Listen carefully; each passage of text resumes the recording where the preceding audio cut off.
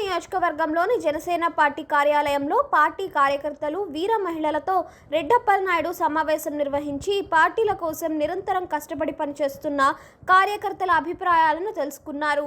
అనంతరం ఏర్పాటు చేసిన మీడియా సమావేశంలో రెడ్డప్పలనాయుడు మాట్లాడుతూ జనసేన టీడీపీ పొత్తులో భాగంగా ఏలూరు నియోజకవర్గ సీటు తెలుగుదేశం పార్టీకి కేటాయించడంతో ఏలూరు నియోజకవర్గ జన సైనికులు అసంతృప్తికి లోనయ్యారని, పవన్ కళ్యాణ్ చంద్రబాబు నాయుడు తీసుకున్న నిర్ణయాన్ని జీర్ణించుకోలేకపోతున్నామని తెలిపారు. ఈ సందర్భంగా కార్యకర్తలు, నాయకులతో సహా రెడ్డప్పలనాయుడు కొంత భావోద్వేగానికి గురయ్యారు. ఉమ్మడి పశ్చిమ గోదావరి జిల్లాలోని జనసేన పార్టీ అత్యధికంగా బలంగా ఉన్న నియోజకవర్గం ఏలూరు నియోజకవర్గమని, రాష్ట్రంలో ఎవరైనా చేయించిన సర్వేలో సైతం మొదటి స్థానంలో వచ్చిన ఏలూరును పార్టీ అధ్యక్షులు పవన్ కళ్యాణ్ తెలుగుదేశానికి కేటాయించడం పునరాలోచన చేయాలని ఆయన కోరారు. మీ నిర్ణయం మార్చుకుని ఏలూరు సీటును జనసేనకు కేటాయిస్తారని జన సైనికులంతా ఎదురు చూస్తున్నారన్నారు. 5గురితో కూడిన భవిష్యత్తు కార్యాచరణ కమిటీని ఏర్పాటు చేశారు. ఈ 5గురి నిర్ణయం మీదే మా కార్యాచరణ ఆధారపడి ఉంటుందన్నారు. జనసేన పార్టీ బలోపేతం కోసం నా యొక్క పాటించినటువంటి ఆలోచన మేరకు నేను చేస్తున్నటువంటి కార్యక్రమాలు కానివ్వండి, స్థానికంగా ఉన్నటువంటి ప్రభుత్వం ప్రజా వ్యతిరేక విధానాల మీద కానివ్వండి, మీరు ఇచ్చినటువంటి పిలుపుల్లో అన్నింటిలో కూడా వారి యొక్క పూర్తి సహాయ సహకారాలు అందించి ఇప్పటివరకు నా వెన్నున్నటువంటి వారందరికీ కూడా పేరు పేరున అభినందనలు, ధన్యవాదాలు. ఇక ముందు కూడా ప్రజా హితు కార్యక్రమాల్లో, ప్రజలకు ఉపయోగపడేటువంటి కార్యక్రమాల్లో వారందరూ కూడా చైతన్యంతో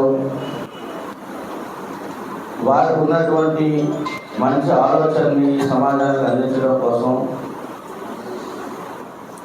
నేను పంచుకునేటువంటి భావజాలంలో వారు కూడా తోడుగా ఉండి వారి యొక్క సహాయ సహకారాలు అందిస్తారని ఆశిస్తాను. ఎందుకంటే ఈ మధ్యకాలంలో దాదాపు 2019 ఎలక్షన్ మొదలుకొని తర్వాత కూడా నన్ను నమ్మి విశ్వసించి నా పైన విశ్వాసం ఉంచి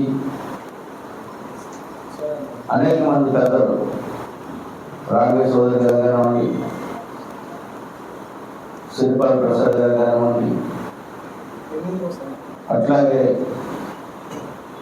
అమ్మపాటి రామ్మోహన్ గారు, మరి ముఖ్యంగా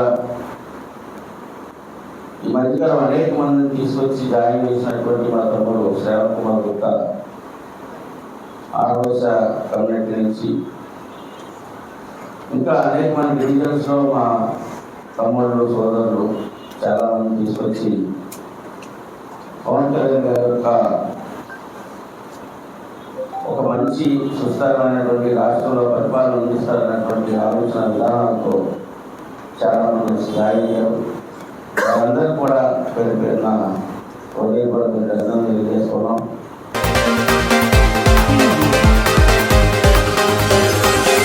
తాడేపల్లిగూడెం సమీపంలోని ప్రతిపాడు ఈ నెల 28వ తేదీన జరగనున్న టీడీపీ జనసేన ఉమ్మడి ఎన్నికల శంఖారావం సభను విజయవంతం చేయాలని ఏలూరు అసెంబ్లీ నియోజకవర్గ టీడీపీ పరిశీలకులు పిల్లి మాణిక్యాలరావు, కాశీ నవీన్ కుమార్, ఏలూరు అసెంబ్లీ టీడీపీ జనసేన ఉమ్మడి అభ్యర్థి బడేటి చంటి పిలుపునిచ్చారు.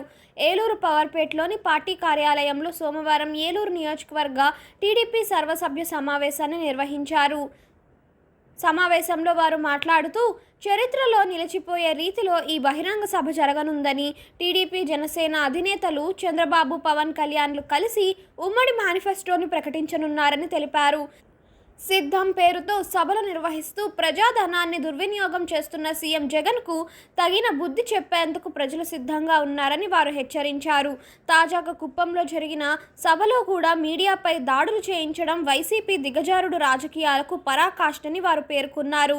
వైసీపీ పాలన పట్ల విసుగు చెందిన ప్రజలు తీవ్ర ఆవేదనతో, ఆక్రోశంతో ఉన్నారని, రానున్న ఎన్నికల్లో జగన్ వైసీపీ ప్రభుత్వాన్ని బంగాళాఖాతంలో కలపడం తథ్యమని వారు స్పష్టం చేశారు. 2024 రేపు జరగబోయే ఎన్నికల్లో దాదాపు 160 సీట్ల మెజార్టీ తోటి అధికారంలోకి రాబోతా ఉంది. ఈ ప్రపంచనాన్ని ఎవరూ కూడా ఆపేటటువంటి పరిస్థితి లేదు. జగన్మోహన్ రెడ్డికి అయితే పిచ్చి పీక్ స్టేజ్కి వెళ్ళిపోతూ ఉంది. ఆయన ఆ క్రమంలో ఎక్కడికైనా వెళితే అభివృద్ధికి సంబంధించినటువంటి విషయాలు కానీ సంక్షేమానికి సంబంధించినటువంటి విషయాలు కానీ మాట్లాడకుండా చంద్రబాబు నాయుడు గారిని, లోకేష్ గారిని, పవన్ కళ్యాణ్ని వ్యక్తిగతంగా దూషించడం అనేదే మొదలు పెట్టుకొని చేస్తూ ఉన్నటువంటి పరిస్థితి మనం అంతా కూడా చూసాం. ఇప్పుడు కుప్పం వెళ్ళి నా కుప్పం అని చెబుతా ఉన్నాడు. ఎక్కడికన్నా వెళ్తే నా ఎస్సీలు అంటాడు, నా బీసీలు అంటాడు, నా మైనార్టీలు అంటారు. ఇప్పుడు చివరికి నా కుప్పం అంటా ఉన్నాడు. నాకైతే చాలా డౌట్ వచ్చేది, నా కుటుంబ సభ్యులు తప్ప నా అని ఎవరు అనరు. ఒకవేళ ఎస్సీలు నా ఎస్సీలు అంటే నాకు మా ఎస్సీలకి, నేను ఎస్సీనే, మా ఎస్సీలకి జగన్మోహన్ రెడ్డి కుటుంబానికి ఎక్కడ కంచపొత్తు కానీ మంచపొత్తు కానీ ఉన్నట్టు ఎక్కడా లేదు. మరి మా నాన్నకి వాళ్ళ అమ్మకి ఎక్కడ సంబంధాలు ఉన్నట్టు కూడా లేదు. లేకపోతే వాళ్ళ తాతకి మా తాతకి ఎక్కడ సంబంధాలు ఉన్నట్టుగా కూడా లేదు. కేవలం అధికార యావతోటే ఇలాంటి బంధుత్వాలన్నీ కూడా కలుపుతూ ఉంటాడు. ఎలాంటి వ్యక్తి అంటే జగన్మోహన్ రెడ్డి తడిగొడ్డతోటి గొంతులు కోసేటువంటి వ్యక్తి. మా నాన్నగారికి ఎవడన్నా చంపితే నేను కనుక అధికారంలోకి వస్తే వెంటనే చట్ట ప్రకారం అయితే జైలు లేపిస్తా, ఇంకా పౌరుషు ఉంటే నేను చంపేస్తా. ఈ రెండిట్లో ఏదో ఒకటి జరగాలి. కానీ ఈడేం చేశాడు జగన్మోహన్ రెడ్డి, రిలయన్స్ వాళ్ళని తీసుకొచ్చి అయ్యా మా నాన్నని చాలా బ్రహ్మాండంగా చంపేశారని చెప్పేసి వాళ్ళకి రాజ్యసభ ఇచ్చాడు. నాకు అనుమానం, నువ్వు చంపకపోతే వాళ్ళే చంపుంటే నీ పాత్ర లేకపోతే వాళ్ళని జైల్లో కదా వేయాలి, రాజ్యసభ ఎందుకు ఇచ్చావు? మీ నాన్న ప్రేమించి, మీ బాబాయిని ప్రేమించి, మీ చెల్లిని ప్రేమిస్తే మా వాళ్ళని మమ్మల్ని కూడా అంటే నువ్వు సంతోషపడతావు. మా వాళ్ళని మీ వాళ్ళని చంపేస్తే తర్వాత మమ్మల్ని పట్టుకొని మా వాళ్ళంటే మాకు భయం వేస్తూ ఉంది. ఈ రాష్ట్రంలో ఉన్నటువంటి ప్రజలందరూ కూడా భయపడతా ఉన్నారు. జగన్మోహన్ రెడ్డి ఒక సైకో మనస్తత్వాన్ని కలిగినటువంటి వ్యక్తి. రాష్ట్రంలో ఉన్నటువంటి వనరులన్నీ దోపిడీకి గురైపోయినాయి. ఈరోజు రాబోయే ఎన్నికలు జగన్మోహన్ రెడ్డికి, ఈ రాష్ట్రంలో ఉన్నటువంటి ప్రజలకి జరుగుతూ ఉన్నటువంటి ఎన్నికలు. మాయ మాటలు చెప్పేటువంటి వ్యక్తి. తాడేపల్లిగూడెంలో ఏదైతే తెలుగుదేశం పార్టీ అధ్యక్షులు నారా చంద్రబాబు నాయుడు గారు, జనసేన అధ్యక్షులు పవన్ కళ్యాణ్ గారు ఉమ్మడి వేదికగా ఎలక్షన్ శంఖారావం పూరించడానికి మొట్టమొదటి సభను మరి అక్కడ ఏర్పాటు చేయడం జరిగింది. ఎందుకంటే ఆ రోజున ఏదైతే మాట అన్నారో 2-3 సభలో వేదిక ద్వారా ప్రజలందరికీ కూడా ఒక సందేశాన్ని ఇవ్వాలి, అలాగే ఉమ్మడి మేనిఫెస్టో విడుదల చేయాలి అనే ఒక సంకల్పంతో మరి ఆ సభను ఏర్పాటు చేయడం జరిగింది. ఈ రోజున ఏదైతే ఎలక్షన్ నోటిఫికేషన్ వచ్చే ముందు, ఎలక్షన్కి సమాయత్తం అవుతున్న ముందు, అలాగే కొంతమంది అభ్యర్థులను ప్రకటించిన ముందు తప్పనిసరిగా అందరూ కూడా ఈ సభలో ఏ సందేశం ఇస్తారనేది ప్రతి ఒక్కరు కూడా వినాలి. భవిష్యత్తులో మనం ఏం చేయాలి, ఈ 50 రోజులు ఏ విధంగా ప్రయాణం చేయాలి, ఈ ప్రభుత్వాన్ని సాగనంపడానికి ప్రతి ఒక్కరు కూడా సైనికుల్లాగా ఏ విధంగా పనిచేయాలనే దానికి అంతా కూడా వాళ్ళు వివరించడం జరుగుద్ది. తప్పనిసరిగా ప్రతి తెలుగుదేశం పార్టీ నాయకులు, కార్యకర్తలు అందరూ కూడా జన సైనికులు కానీ, వీర మహిళలు కానీ, అలాగే తెలుగుదేశం పార్టీ మహిళా కార్యకర్తలు కానీ అందరూ కూడా ఈ సభకి భారీగా వచ్చి ఈ సభని విజయవంతం చేయవలసిందిగా అందరినీ కూడా కోరటం జరిగింది.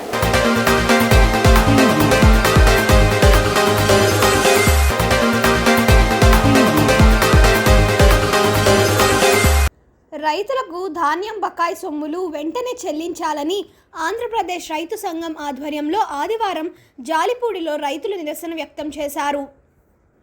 ధాన్యం బకాయి సొమ్ములు చెల్లించి ఆదుకోవాలంటూ నినాదాలు చేశారు.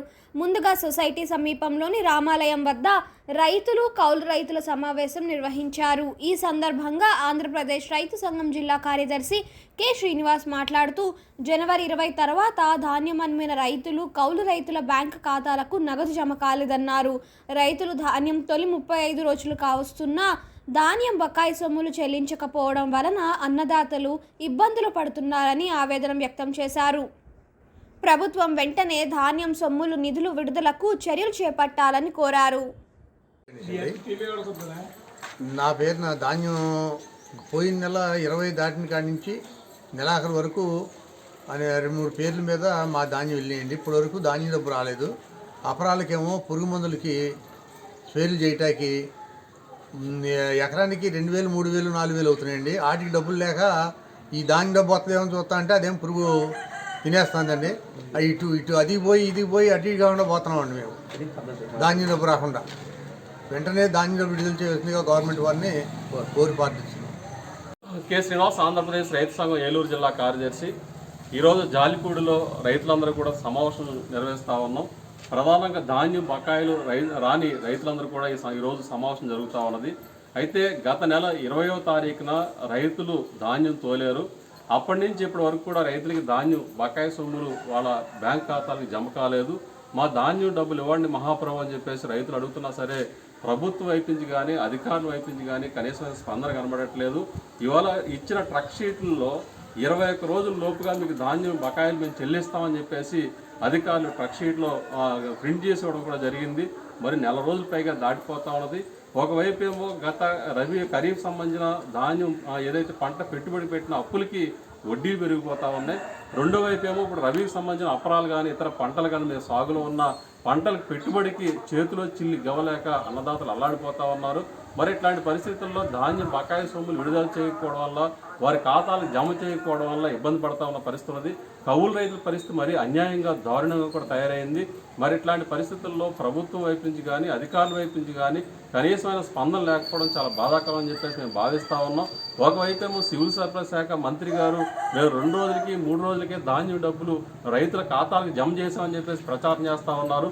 మరి జాలిపూడి గ్రామంలో 40-50 లక్షలు రైతులకు రావాల్సిన ధాన్యం బకాయి సొమ్ములు రాకపోవడం వల్ల నెల రోజులు దాటిపోయినా సరే ఇబ్బంది పడుతున్న పరిస్థితి ఉన్నది. మరి ఇట్లాంటి పరిస్థితుల్లో అధికారులు ప్రభుత్వం వెంటనే స్పందించి రైతులకు ఇవ్వాల్సిన ధాన్యం బకాయి సొమ్ములు వెంటనే చెల్లించి ఆదుకోవాలని చెప్పేసి మేము రైతు సంఘం తరఫున డిమాండ్ చేస్తూ ఉన్నాం. లేని పక్షంలో జాలిపూడి ఆర్బీకే ముందు ధర్నా చేపడతామని చెప్పేసి మేము అధికారులను హెచ్చరిస్తా ఉన్నాం.